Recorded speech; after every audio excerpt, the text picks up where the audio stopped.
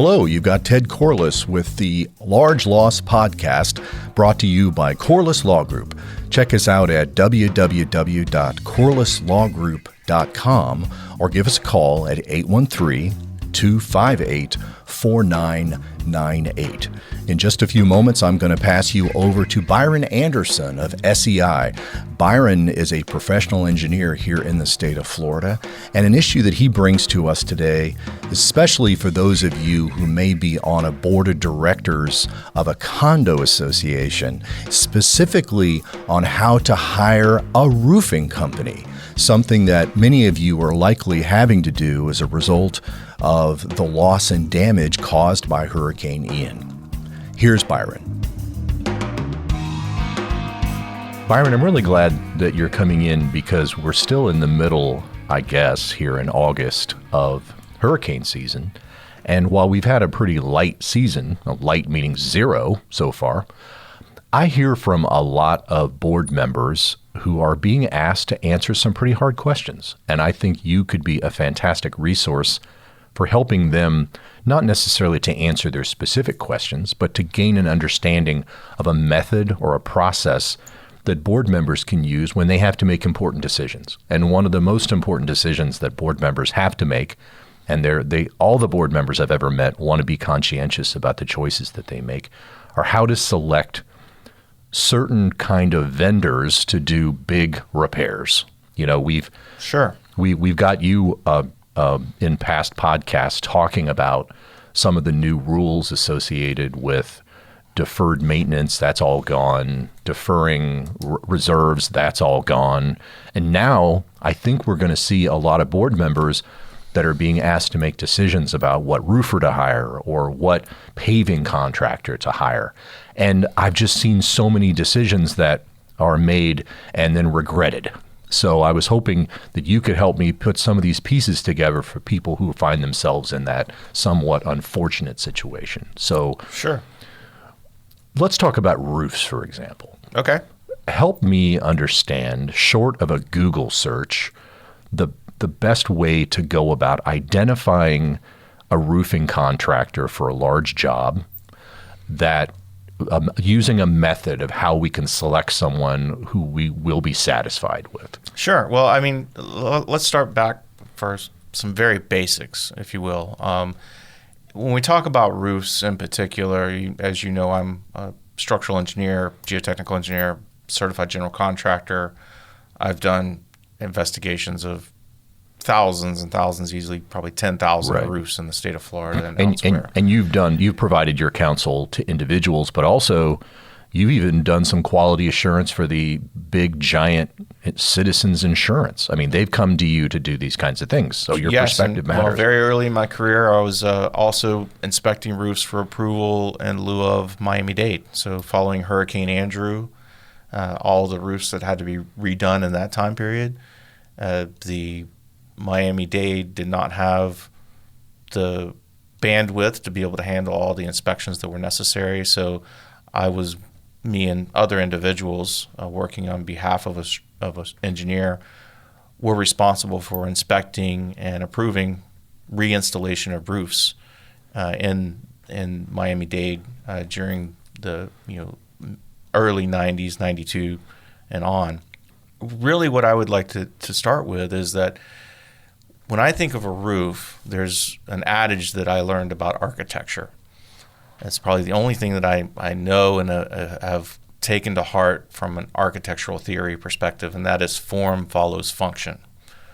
What does that mean? Well, it means that you look at the function of a material, and then oftentimes its form is going to be a result of its function, i.e. a bowl. Okay, if I take a cereal bowl, well, a cereal bowl, its form is a result of its function. Hold the milk. We don't have cereal plates. We do. Right? You got to eat fast. You got to eat fast. You got to eat real fast. So what's the purpose of a roof? Well, purpose of a roof is to protect a building from environmental factors. Those environmental factors would include rain, moisture, heat, solar, wind, so to keep in the cool on the inside and to keep out the hot on the outside. So that in mind, form follows function. Flat roofs in Florida are a really bad idea. And it's a reality that we have to deal with, especially when we're talking about some of these multi-story condominiums, is that they simply have flat roofs. But I would say that of the 100 or so investigations that I have done associated with collapses of roofs where they literally have collapsed, probably 95 or 98% of them are on a flat roof scenario. Okay. Because what happens is that, I'm going to go back to the plate and the bowl scenario in just a second, is that if I have a flat roof and I start to get rainwater collecting on that flat roof, then what happens? Well, in order for a structural element to resist a load, it must deflect. If a structural element does not deflect, it does not resist load. So it has to deflect to resist the load that's being applied to it, in this case rainwater. That rainwater is ponding. The roof member is deflecting. As it deflects, it becomes more of a bowl and less of a plate, collecting more water, which is more load, which leads to eventually failure of the roofing element. So I think that, we're gonna talk a little bit more about this in just a second, but I think that understanding the different shapes of a roof and what their advantages and disadvantages are is important. I think also understanding the different materials, life expectancies, uses. You mentioned hiring a roofing contractor right out of the box. Is that the right thing? Maybe not. Okay. I mean, right. Depending on what we're talking about, really hiring a roof consultant or an engineer that can provide some expertise into the process of selecting the items that we're going to talk about in just a second. Instead of having a roofing salesperson come in and sit down with you and tell you why they're the best, maybe you need to have an independent person that doesn't have motivation, financial motivation right. for who gets the job and is looking out in your best interest. So, when we first started talking about this, I started thinking about what are the different aspects of it. I think that if someone is having to have a roof redone or really any major renovation that's being done to their building, they should start asking themselves, who's looking out for my best interest or our best interest as an association, and not just looking out for getting a commission or something of that nature. The result may create an opportunity. Correct. And this person may be motivated to get you to accept a certain interpretation of facts or ideas. Correct. And putting it back into the arena of property insurance, does the roofer have an inherent interest in the outcome of the claim? Have they signed up some way? I know AOBs are no longer supposed to be available, but there's ways to get around that, I'm sure. We'll come back to AOBs in a minute. Yeah. But I think that whether it's hiring someone to do the work, hiring a consultant such as myself to help through the process, hiring an attorney like you to help out with a legal issue that you may have, either with a first-party property insurance claim, maybe the roof is damaged because of some storm event or something like that, or the back end, maybe the roof's only a few years old and it's failing because of construction defect. Maybe they need counsel. Got it. But I think that not just using one of the board members' brother-in-law, or I told you the story earlier that you and I were involved in a case over in Boca where I went up on the roof. I'm like, why is this roof so awful? This is a 14-story, multi-million-dollar unit. The units were each multi-million-dollar unit bucks. building. Yeah, right. Right? I mean, yeah. I think one of the units sold in there for $25 million. I think yeah. And I walk up on the roof and I'm like, they had sump pumps and areas cut out on the roof so that the water would drain into a well and then be pumped off of the roof with a sump pump. Right. Not something you want on top of your $25 million unit, right? No. I'm like, what? Who did this? Oh, well, the board's president's brother is a roofer in New York, and him and some guys come down and did it, and they didn't. Yeah, it was a mess. It And then you can imagine what the insurance company did with all of that. Right. Everything was someone else's fault. Mother Nature didn't do this. It wasn't the 120-mile-an-hour windstorm. No. Terrible misunderstanding about that. Yeah, it's the guy who put the roof on. Or windows. We do that all, every leaky window in the state of Florida that followed a hurricane was improperly installed by somebody who put the wrong window in, and they... it's always something except the storm. Right. When the truth is, it's probably all of these things, or most likely most of these things that will cause that. Well, yeah, I mean, we have some great things that we talk about with SIBO and other things where concurrent causation.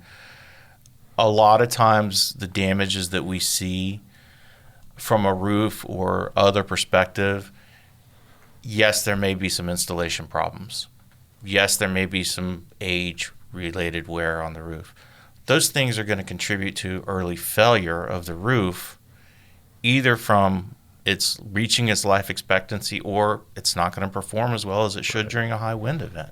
Well, and I always point out, too, that the insurance company underwrote those poorly installed windows. They knew as much, if not more, than the insured did before they bought the policy. These are people on boards. Most of them are volunteers.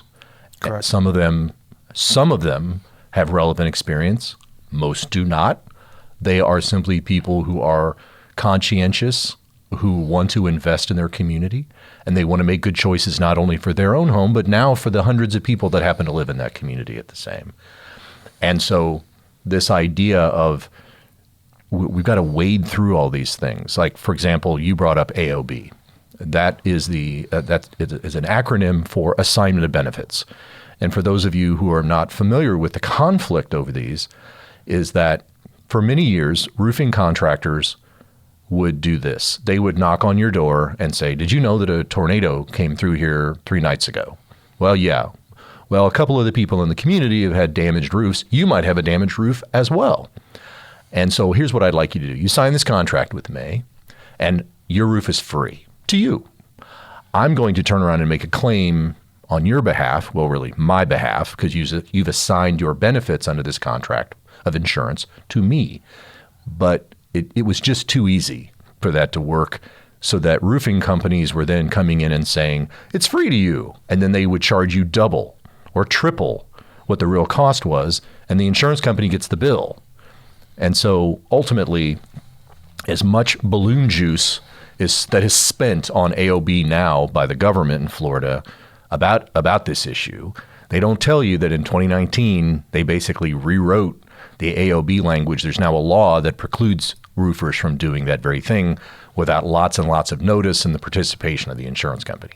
But right now, if you were to believe the way that the insurance lobby is presenting it, this AOB problem is still here, and that's the reason why they need to shut down all these property insurance lawyers like myself, even though they fixed the glitch in 2019. And so I guess the reaction is it fair to say that, are there some trades that draw kind of more dishonesty, and is roofing one of those? Yes, I would say it is. Is it because they're just so expensive? No, I want to preface this with I know some really good quality roofing contractors and guys that would go to bat and do the absolute best job that they possibly can. One of the stories I like to tell is that I used to have an aerial photograph on my desk from Florida City area. So Florida City was south of Homestead when Hurricane Andrew came through. And it was leveled for all intents and purposes, right? The whole area. But I have this picture on my wall of an aerial, and there's 2 communities right next to each other. One community is gone, completely gone.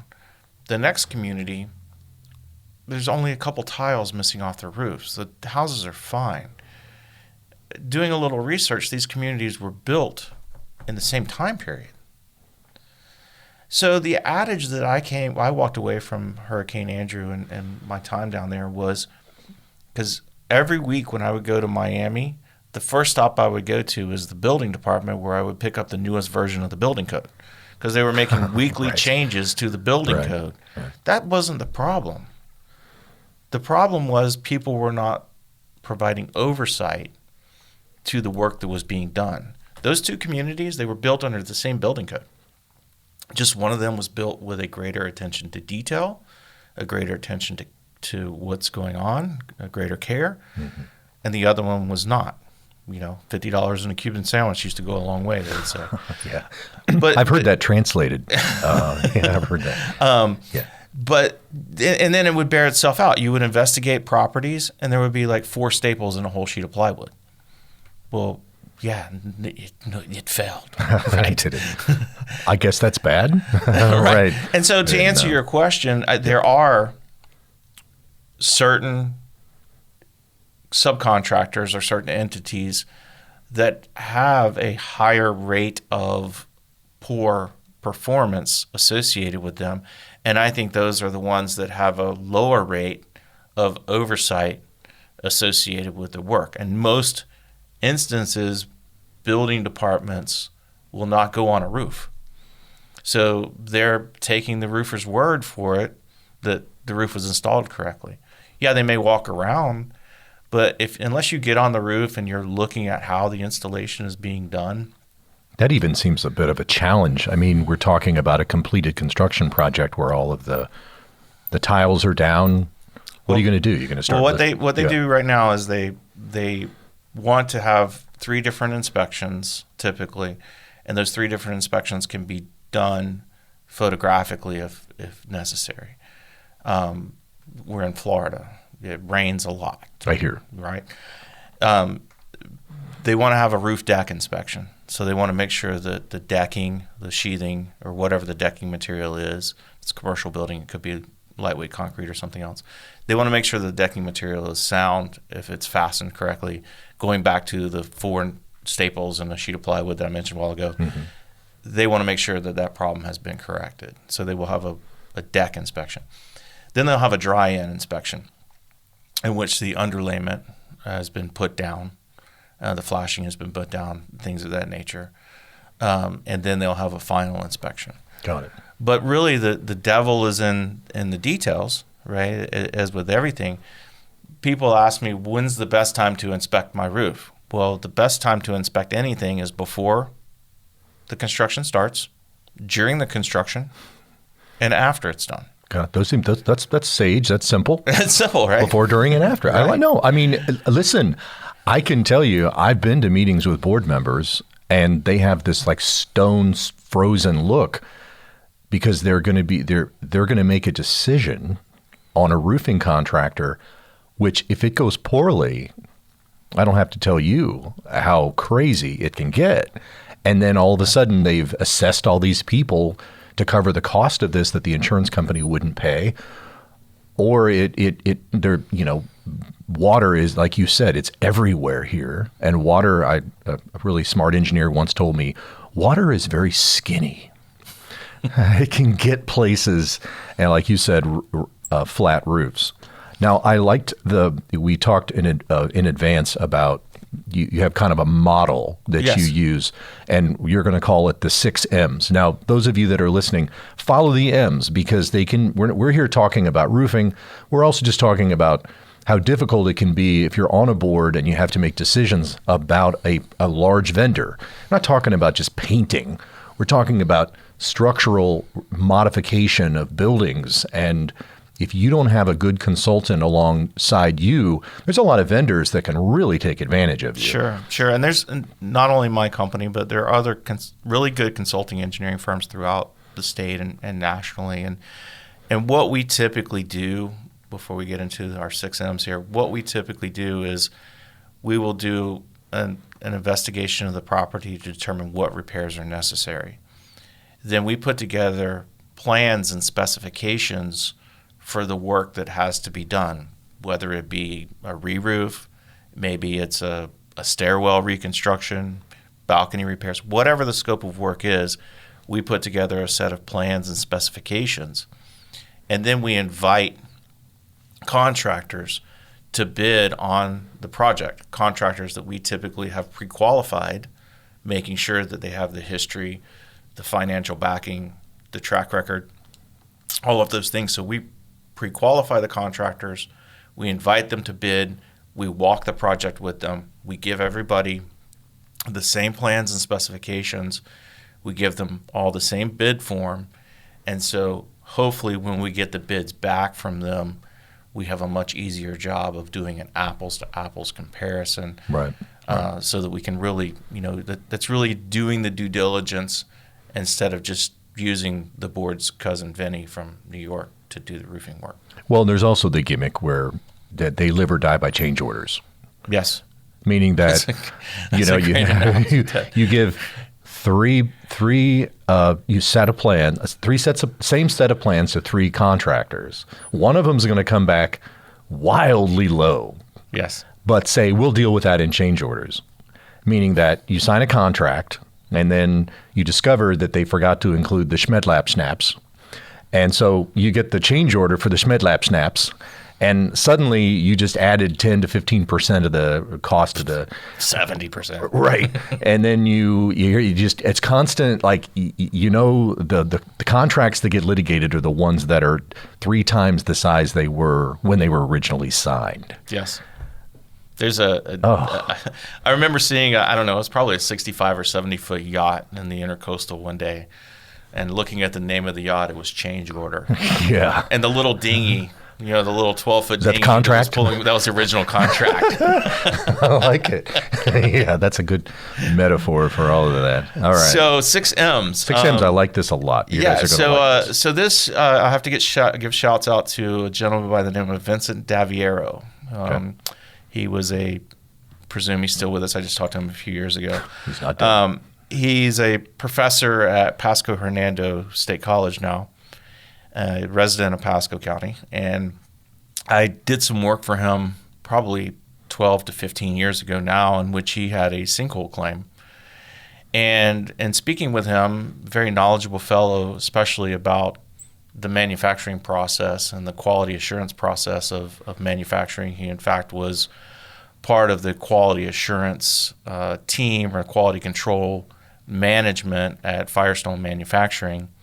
And many of you will remember that 20 years ago or so, Firestone tires had a very bad problem with tires that were failing prematurely in a not so good fashion. They were catastrophic failures. They were catastrophic failures. Yeah. I think that there were several deaths that were related to. Right. A lot of lawyers chewed on that one for a very, very long time. Sure. And he taught me something that I think is valuable, and I've tried to teach it over and over again. And it's the 6 M's of quality control or quality assurance.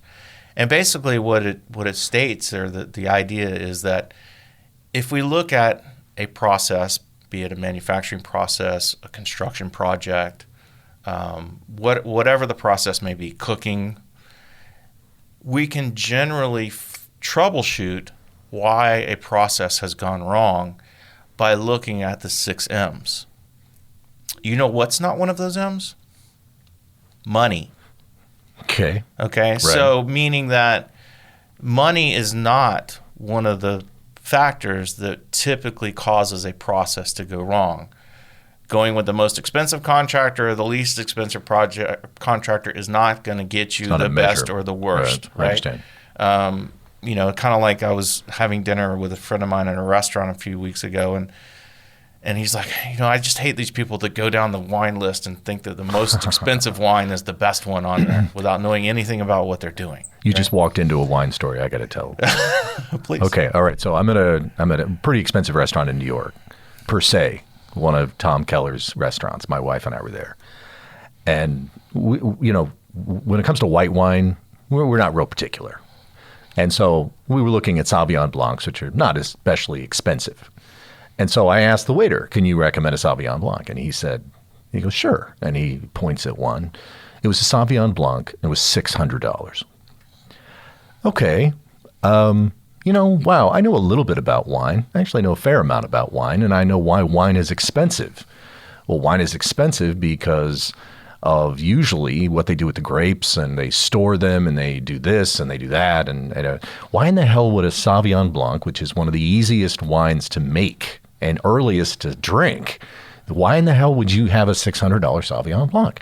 And he tells me this story about the guy who owns this vineyard, and that the vineyard is actually up on a mountain, and he lives at the bottom.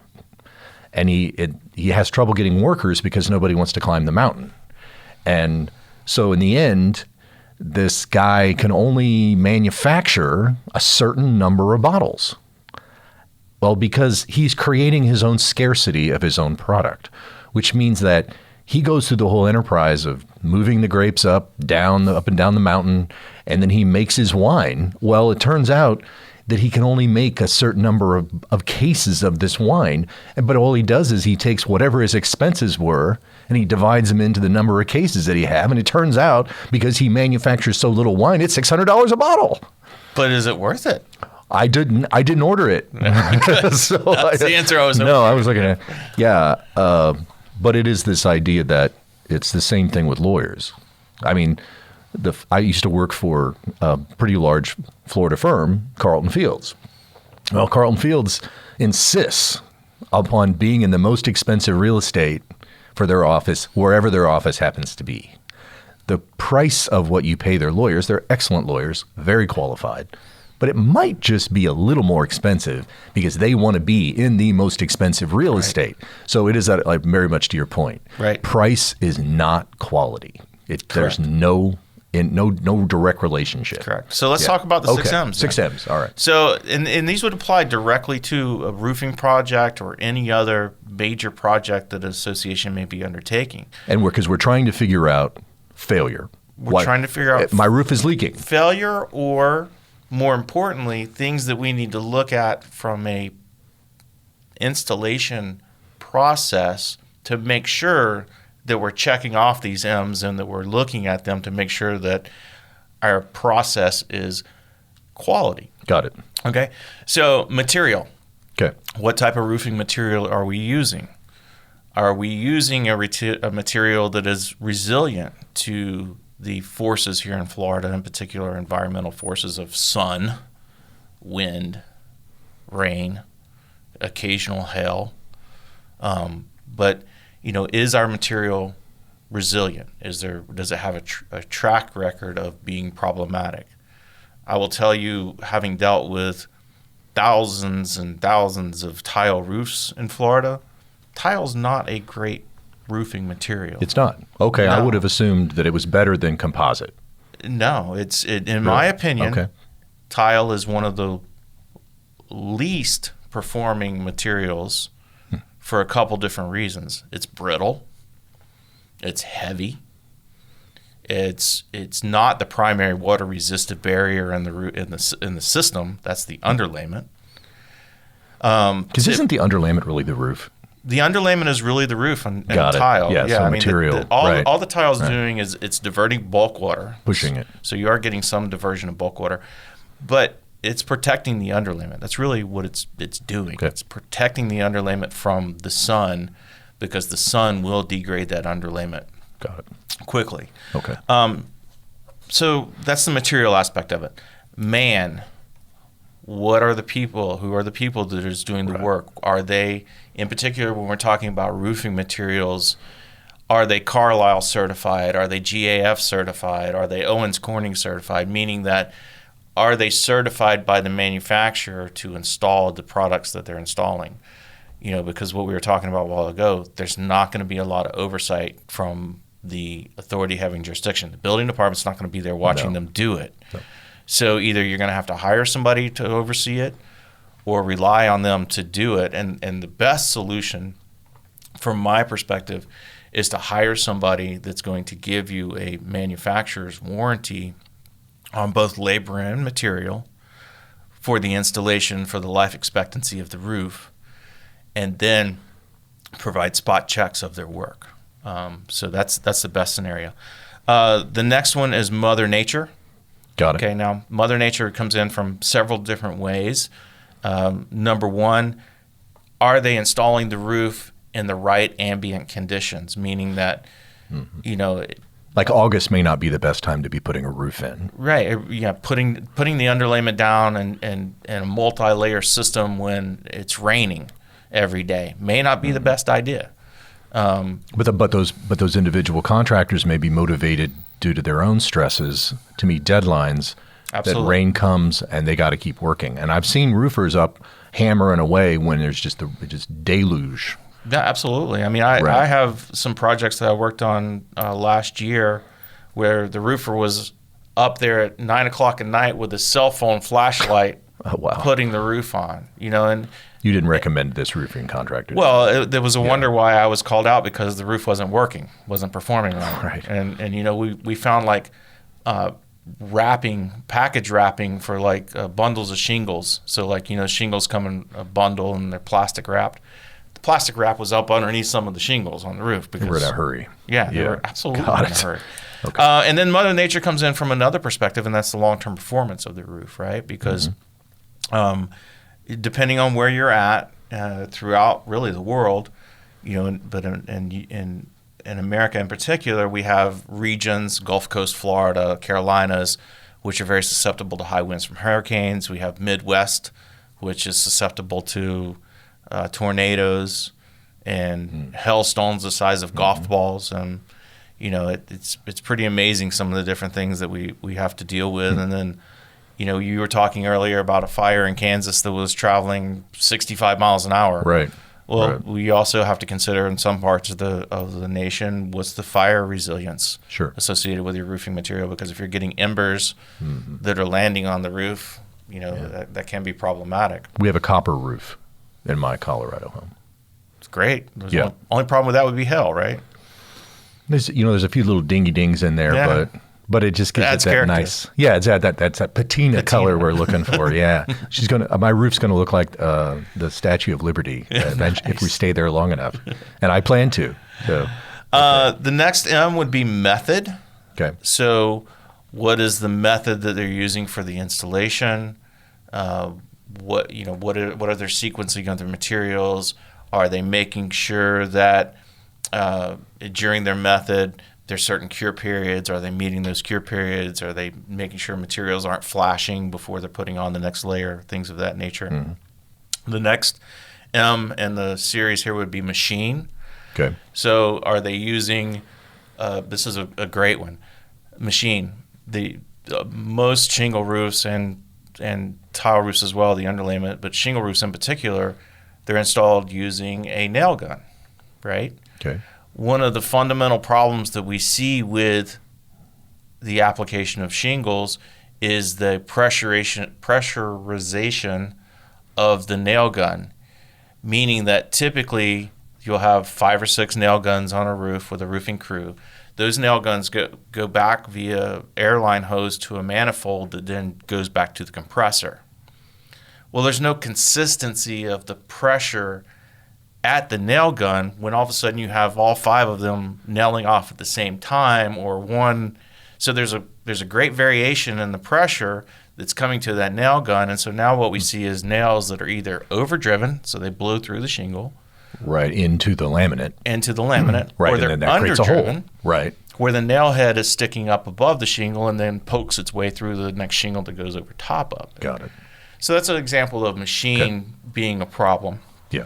And then the final M would be measurement, meaning that, you know, how well are you collecting your measurements? How well are you measuring for quality assurance? You know, are you, for instance, measurement from a roof perspective, do we have the right size of material on the roof? Things of that nature. So that's the six M's. And really it applies to not just roofing, but I think you could apply that to many, many different things. Because the idea here is you're trying to solve a problem. You're trying to get an answer, and you have some data, water, damage somehow, rotting, smell, whatever, and we have to figure out what the source of that was. And the 6 M's illustrate a method to go about eliminating potential issues associated with the project. Well, yeah, dividing the problem up into individual categories in which you could review each category to determine if the failure or the problem is occurring in that category or not.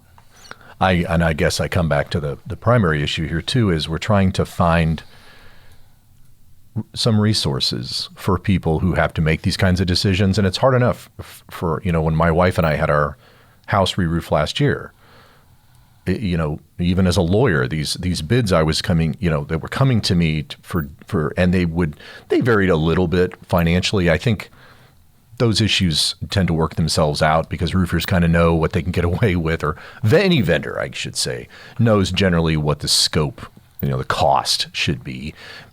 But you don't be distracted by a couple thousand here, a couple thousand there. We need to look at these issues and understand that we're dealing with quality people. But I think for so many of these, and I know that so many boards are always trying to cut corners on expenses, the two things that you have to invest in, number one, a good consultant who's going to be there with you to answer these questions as much as you believe you may know. And more to the point, if you're on the board, you don't want to be the one that ultimately was responsible for making a decision that went south. More, it would be better if you could articulate later, if it goes south, this is the reason we made the decision, and this is the counsel we'd received from an engineer.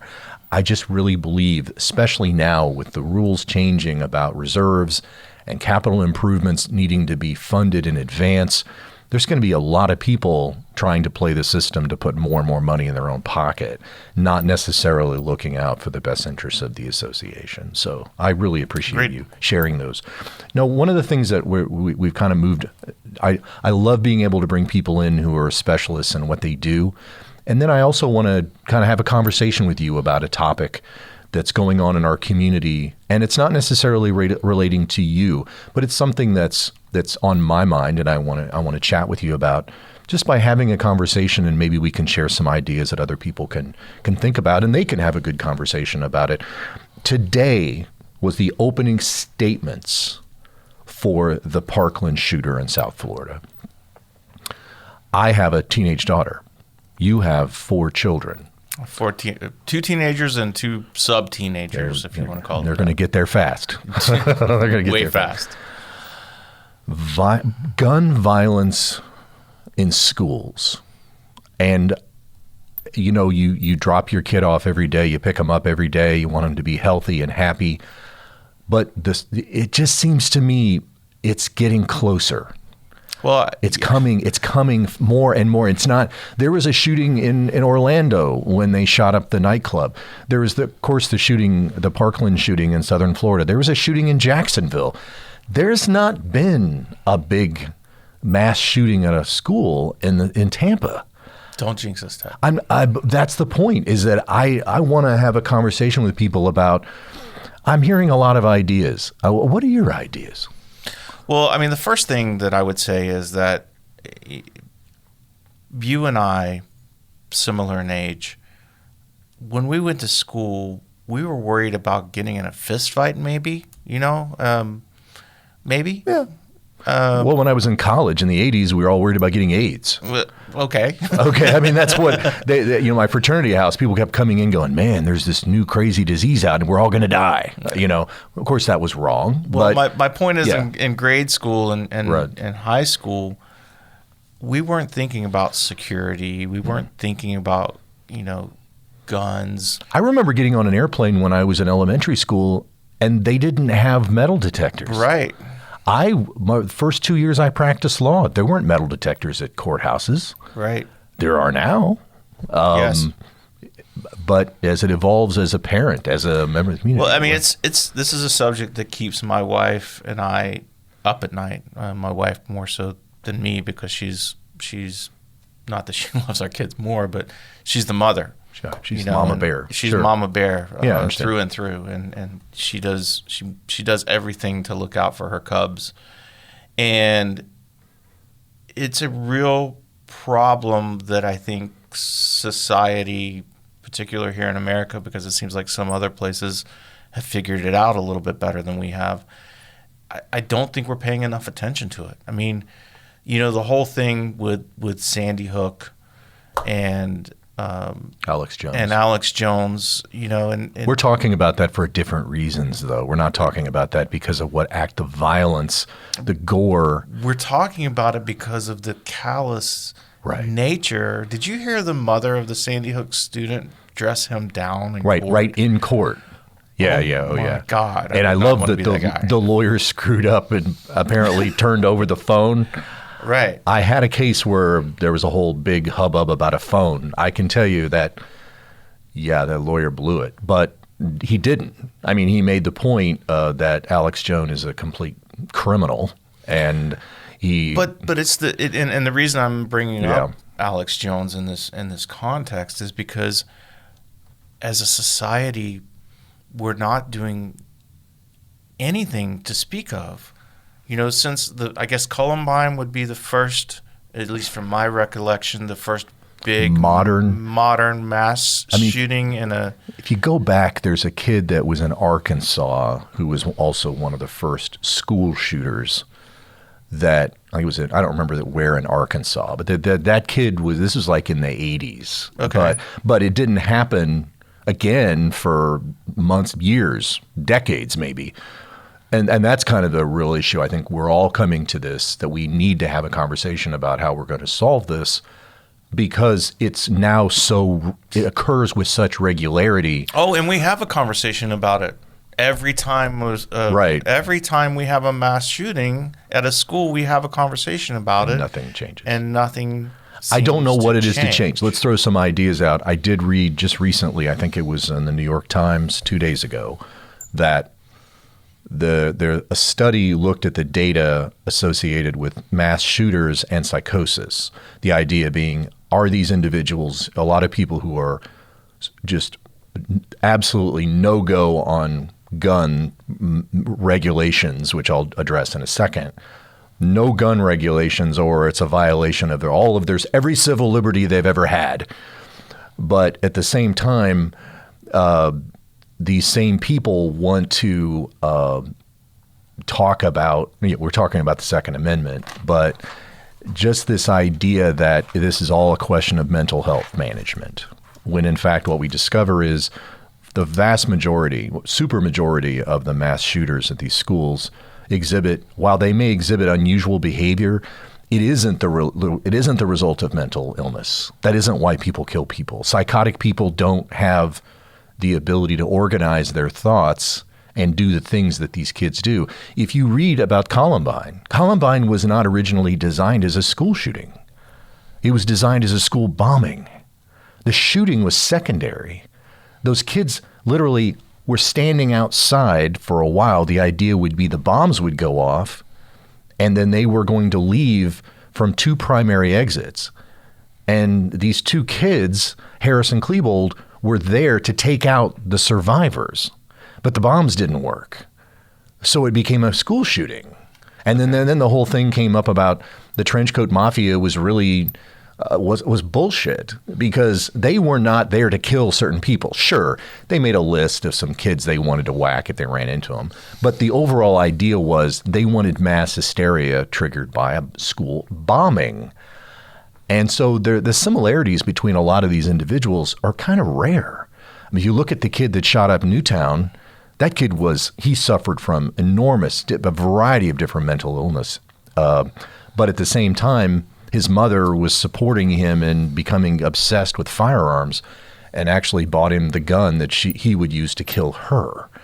Wasn't there a very similar strain there? And I'm going to talk about this in just a second. In Uvalde, the shooter had known issues. It was not it didn't come out of the blue like, oh my God, I can't believe young Johnny did that. Well, wasn't this the kid that his parents got called in? Yes. And he had a gun on him.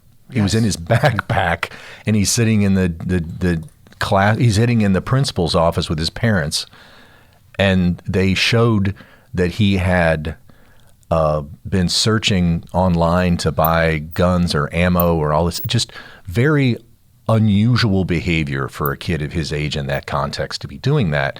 But there was no response from either his parents or from. Oh, they let him the walk principal. out of They the let him walk office, out. and his mother calls him and says, "Don't do it. Don't do it." Well, she didn't call Orlando. This is one of the other things that It's chaos. I always thought was a really good idea Okay. that does not seem to have stuck.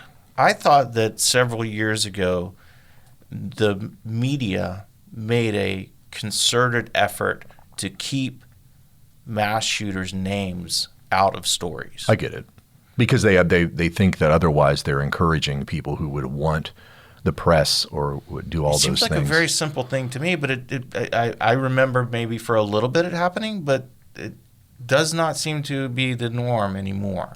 It seems like now, as soon as there is a mass shooting, the shooter's name is on the tip of the reporter's tongue. Well, I had an opportunity to chat, would be the best I would describe it, chat with one of the senior law enforcement that were involved in the Aurora, Colorado shooting.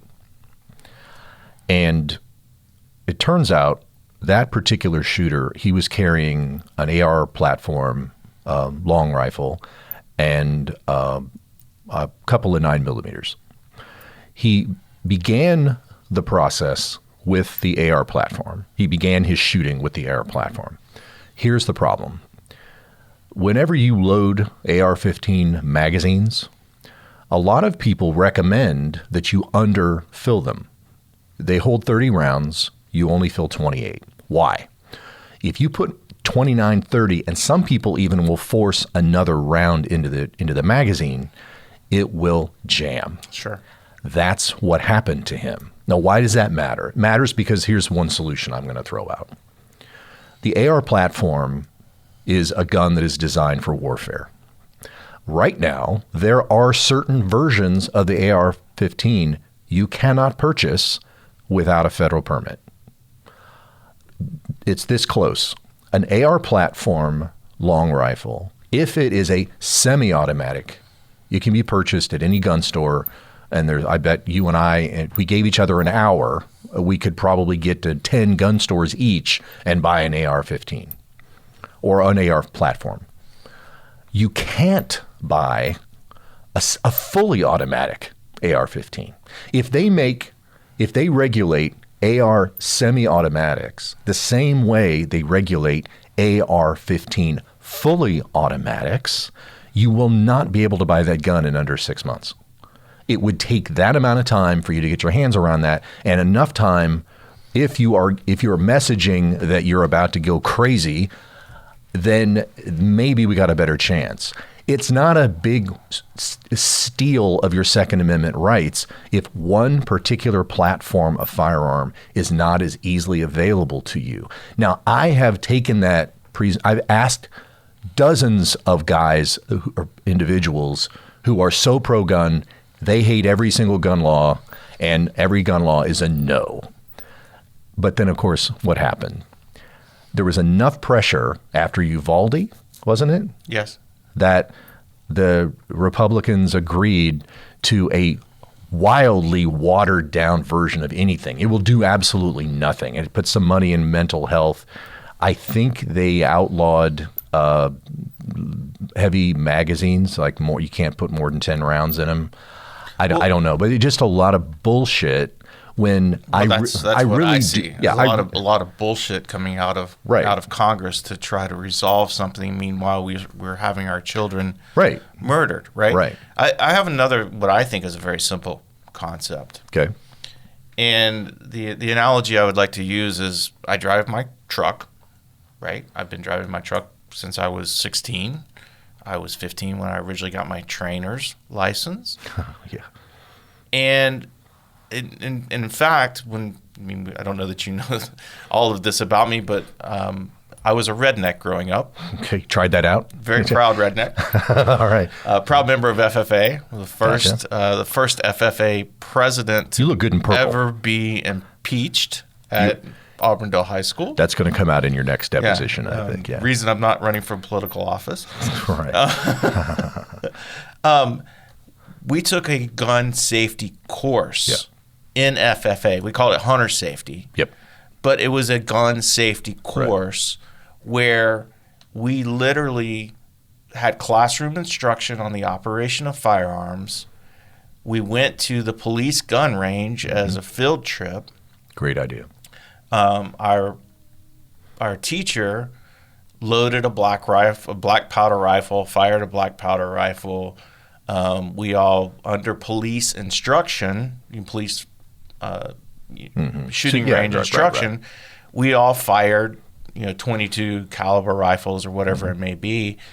But it was a professional introduction into the safe handling and operation of firearms. If guns are going to be omnipresent, then educating people about those guns should be as available. So why the hell can't we have a system in which I have to have a license to buy certain firearms? A firearm. Right. And in order to get that license, I have to have training and background checks to make sure that I understand the safe operation of that. Now, is that going to stop school shootings?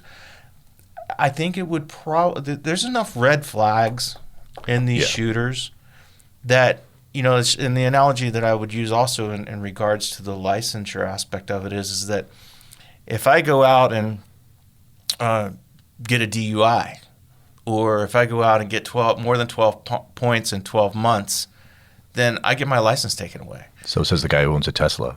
Yeah. Yeah, I understand. Yeah. So my point being is that there's, and we were talking about this earlier, the Second Amendment is a right.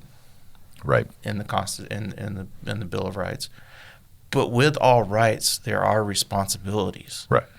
And I think that part of that responsibility would be demonstrating that you understand the safe operation and that you don't have a propensity to cause violence or harm to other people.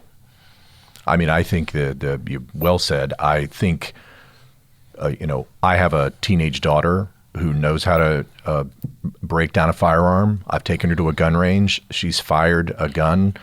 And I'm not necessarily in the process of trying to proselytize her to be a Second Amendment or a gun owner or anything like that. More to the point, it's about safety.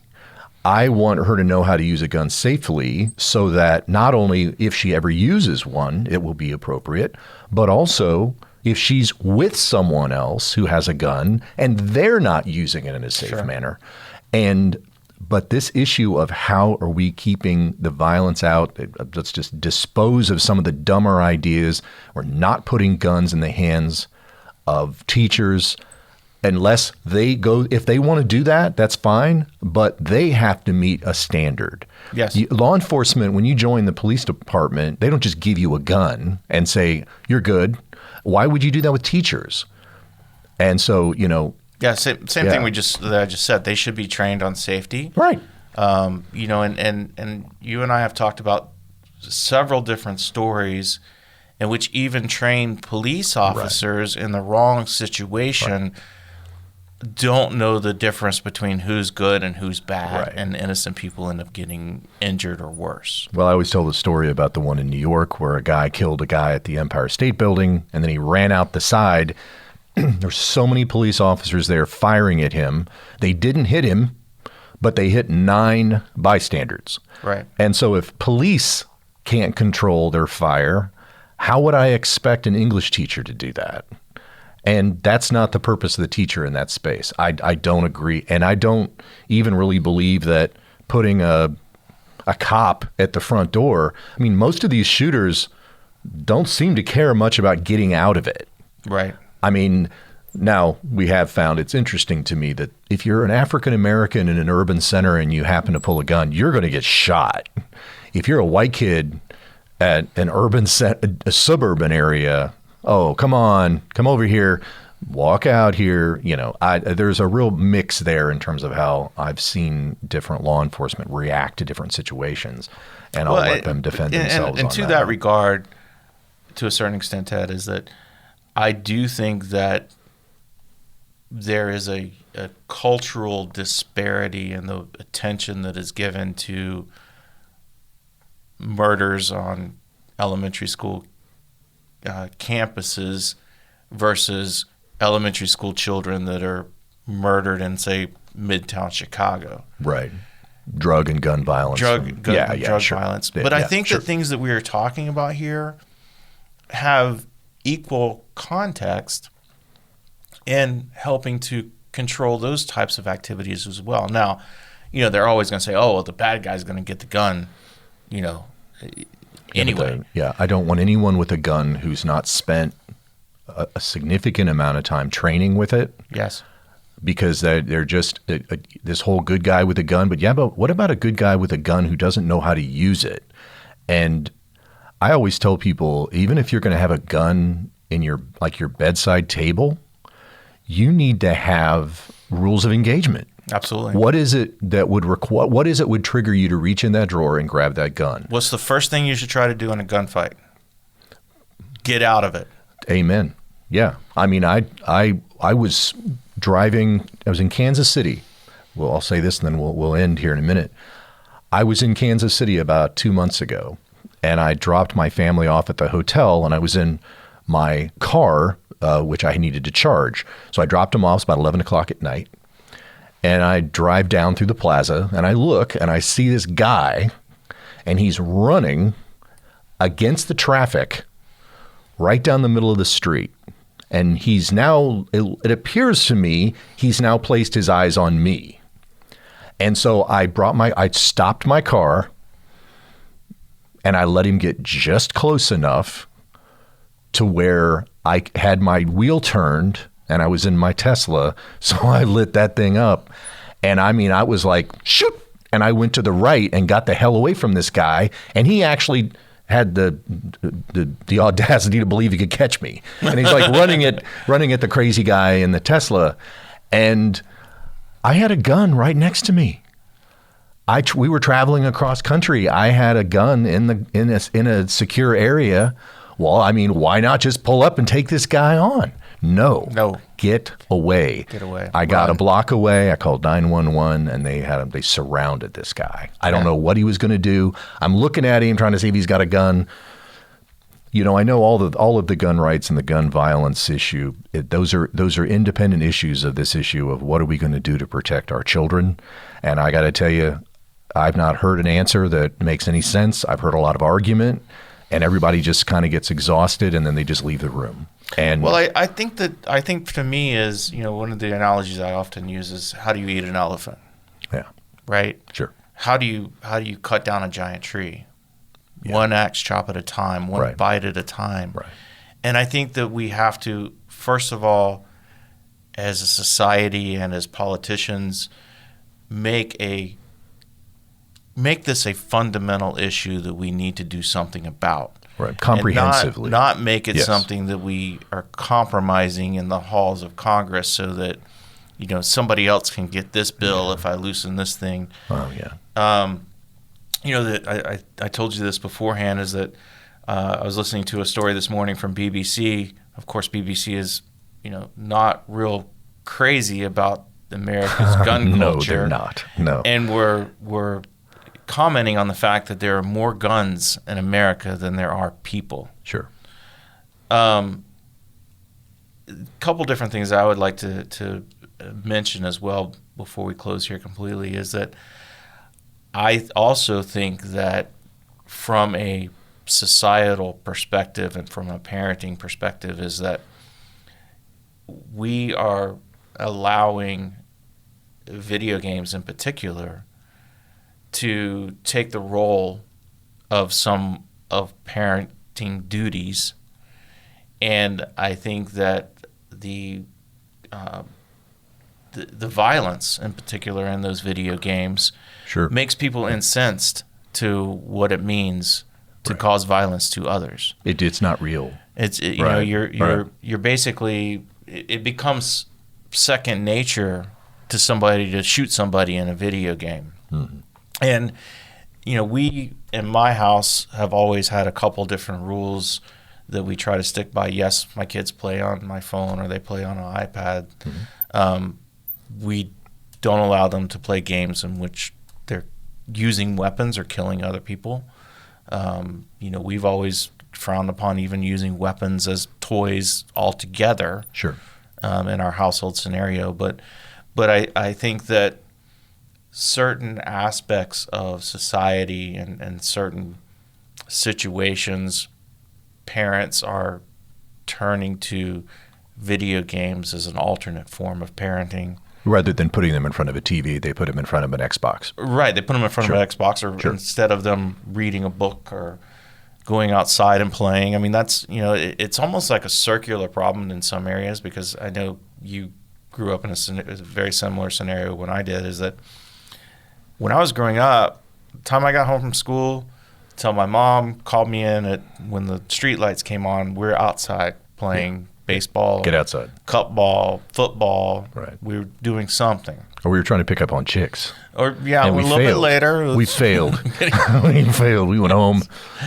Yes. But I did have an Atari, but that was not a You had the tank primary. game. I had the tank game. I had Pong. Yeah. Pong is not an aggressive. Yeah. If you get angry when you're playing Pong, you got bigger issues. Yeah. It was not a primary thing that I was doing every day, right? Yeah. And so I think that's part of it. And the other thing I kind of said a while ago is that I think that a lot of these shooters, there's things in there, there's clues Sure. that they're going to be a problem, and just nobody has read the tea leaves and understood them ahead of time to be able to stop it. So my daughter has never been, but she's Minecraft. It's probably the most, and she was pretty heavy into that when all of her friends were, and but this issue of parents need to know. They need to pay attention to what games their kids are playing. For me, it was more of I've always been very invested in understanding her social media.